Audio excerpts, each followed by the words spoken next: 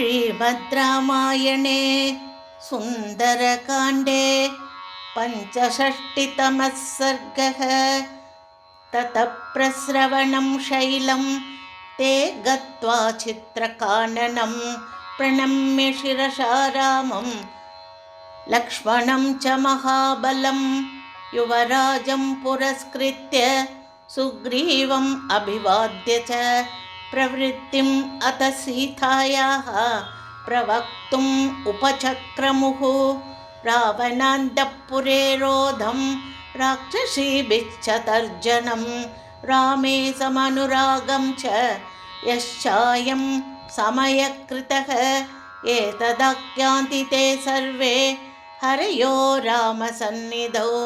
वैदेहीम् अक्षतां श्रुत्वा रामस्तुत्तरमब्रवीत् क्व सीता वर्तते देवी कथं च मयि वर्तते एतन्मे सर्वमाख्यात। वैदेहीं प्रति वानराः रामस्य गतितं श्रुत्वा हरयो रामसन्निधौ चोदयन्ति हनुमन्तं सीतावृत्तान्तगोविदम्।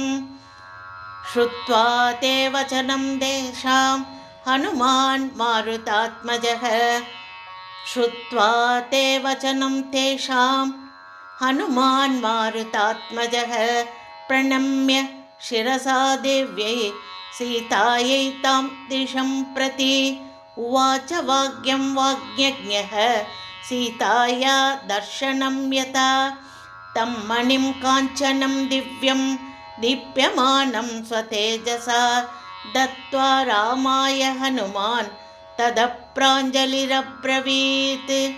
समुद्रं लङ्घयित्वाहं शतयोजनमायतम् अगच्छं जानकीं सीतां मार्गमाणो दिदृक्षया। तत्र लङ्केति नगरी रावणस्य दुरात्मनः दक्षिणस्य समुद्रस्य तीरे वसति दक्षिणे।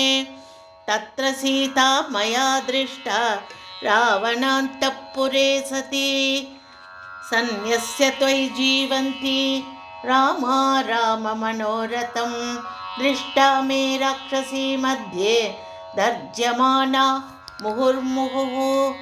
राक्षसीभिर्विरूपाभिः रक्षिता प्रमदावने दुःखमापद्यते देवी तवा दुःखोचिता सती। रावणान्तःपुरे रुद्धा राक्षसीभिः सुरक्षिता एकवेणीधरा दीना त्वयि चिन्तापरायणा। अतः शय्या विवर्णाङ्गी पद्मिनीव हिमागमे रावणात्मनिवृत्तार्था मर्तव्यकृतनिश्चया। देवी कथञ्चित् काकुस्थ त्वन्मना मार्गिता मया इक्ष्वाकुवंशविख्यातिं शनैः कीर्तयता नघः सा मया नरशार्दूल विश्वासमुपपातिता। ततः सम्भाषिता देवी सर्वमर्थं च दर्शिता।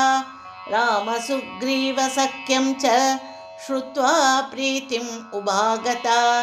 नियतः समुदाचारो भक्तिश्चास्यास्तथा त्वयि एवं मया महाभागा दृष्टा जनकनन्दिनी। उग्रेण तपसा युक्ता त्वद्भक्त्या पुरुषर्षभ अभिज्ञानं च मे दत्तं यथा वृत्तं तवान्तिके। चित्रकूटे महाप्राज्ञ वायसं प्रति राघव विज्ञाप्यच्च नरव्याघ्रो रामो वायुसुतत्वया। अखिलेनेह यदृष्टम् इति मामाह जानकी अयं चास्मै प्रदातव्यो यत्नात् सुपरिरक्षितः। ब्रुवता वचनान्येवं सुग्रीवस्योपशृण्वतः एष चूडामणिः श्रीमान् मया सुपरिरक्षितः।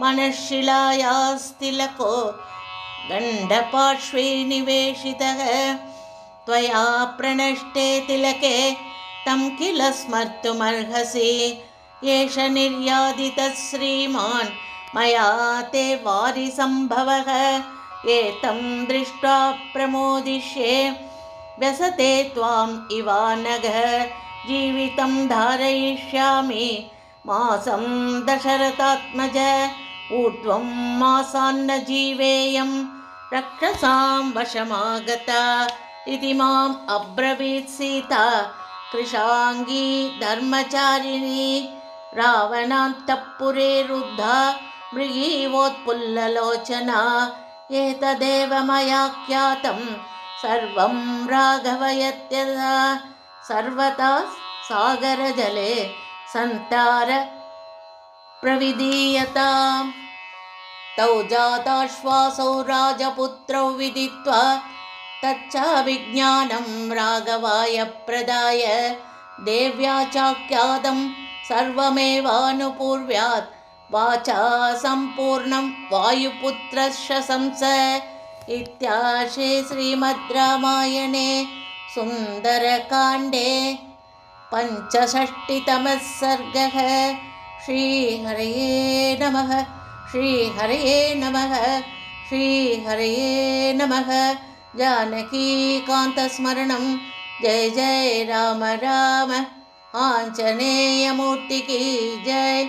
सद्गुरुनाथ महाराज की जय।